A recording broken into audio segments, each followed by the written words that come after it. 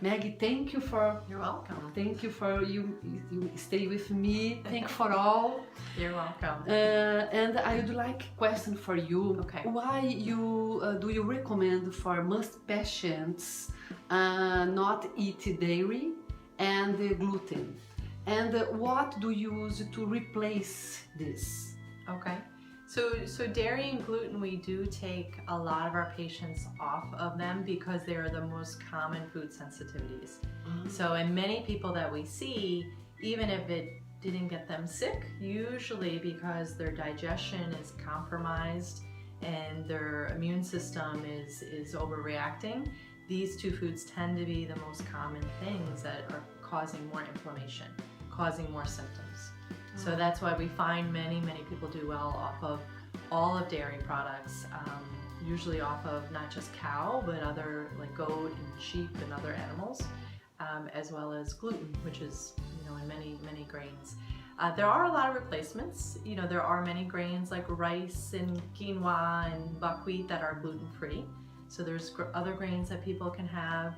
And as you know, legumes like beans, lentils, a lot of the starchier vegetables, root vegetables, potatoes, carrots, sweet potatoes, those are all very good sources of carbohydrates.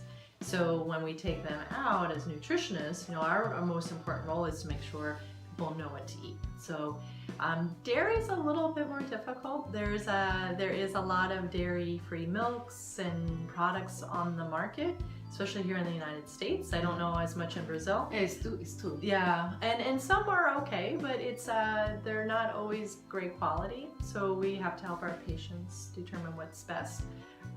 And not all of them taste great, but we use like coconut milk is a good dairy milk replacement. There's coconut yogurt. Some of our patients will make their own yogurts or kefir, which you can make, with coconut, with nuts, nut milk. And I always encourage my patients to make their own, cashew milk, almond milk, just blend it up and make their own. It's easier, it's cleaner, it's cheaper, and it's more nutrient dense, more nutritious. Interesting, very interesting. Yeah. Do you use many exams for discovery another foods the patients can't eat? For food sensitivity testing, we do. There's a few different labs that is very helpful. We many times find people showing immune reactions to foods in addition to gluten and dairy. It's not always gluten and dairy, but they usually are the most common. But we look at, eggs and some of the more common foods.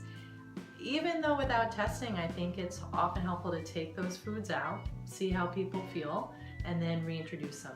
And I still think that's the best test. That's the best exam to see, do you feel better? And if not, let's add it in. And do you notice anything when you add it back in?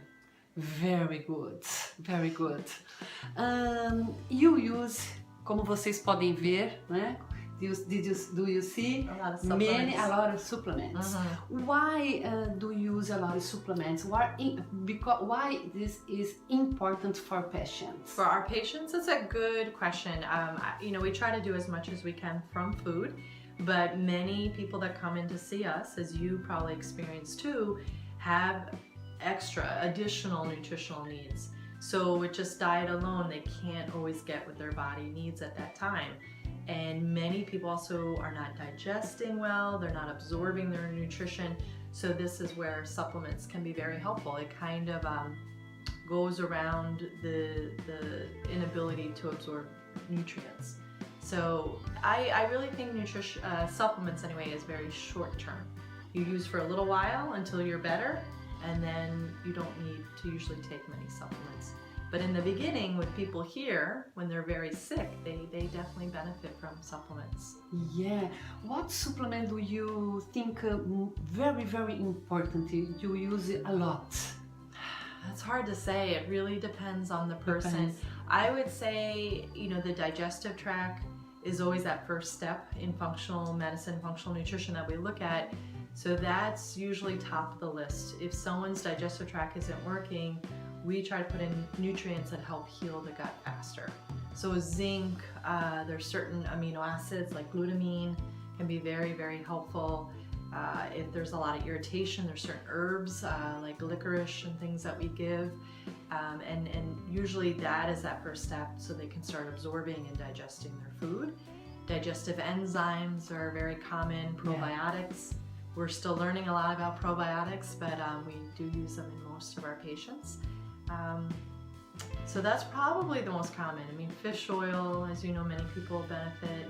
And once people are better, you know, or a healthier person, a multivitamin, probiotics, fish oil, those are probably the top three. Vitamin D. You know, up here, it's not like Brazil. We don't have nearly the amount of sunshine. Yeah, in Brazil too. The people need the vitamin D. So that's probably a very common one.